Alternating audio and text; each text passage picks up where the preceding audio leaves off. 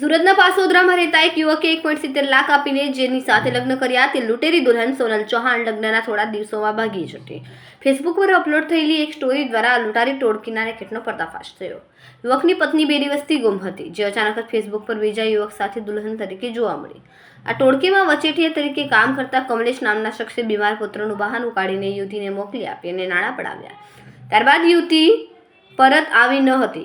પછી આ જ યુવતીએ જસદણના અન્ય એક યુવક સાથે લગ્ન કર્યાના બહાને 1.80 લાખ પડાવી દીધા. છેતરાયેલા યુવકે સુરતના લસકાણા પોલીસ મથકે ટોળકી વિરુદ્ધ ફરિયાદ નોંધાવી. સરથાણા પોલીસે લૂંટેરી દુલ્હન સોનલ चौहान की धरपकड़ કરીને વધુ તપાસ હાથ ધરી. लसकाना पुलिस स्टेशन के विस्तार में एक महिला का लुटेरी दुल्हन बनने का घटना सामने आया है।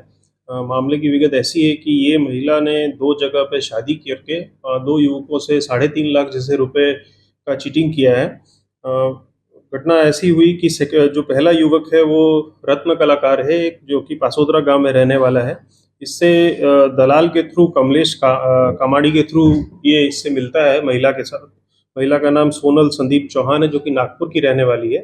इससे इसका इंट्रोडक्शन कराया जाता है और इससे 1.7 लाख रुपए लिए जाते हैं और शादी कराया जाता है दोनों का। उसके बाद ये महिला ऐसा बोल के जाती है कि इसके घर में किसी की तबीयत खराब है और ये हॉस्पिटल जा रही है। यहाँ से वो जसदल जाती है और जसदल में जाके वहाँ पे एक दूसरे युवक के साथ ये शादी करती है और उससे 1.8 लाख 1.80 लाख रुपए वहाँ से लेती है।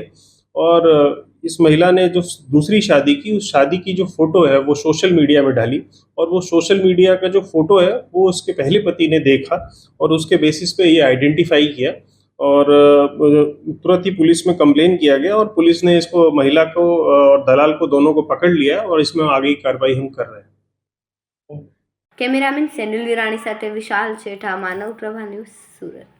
અમારા વિડિયોની નવી અપડેટ મેળવવા માટે સબસ્ક્રાઇબ કરો માનવ પ્રભા ન્યૂઝ ચેનલને.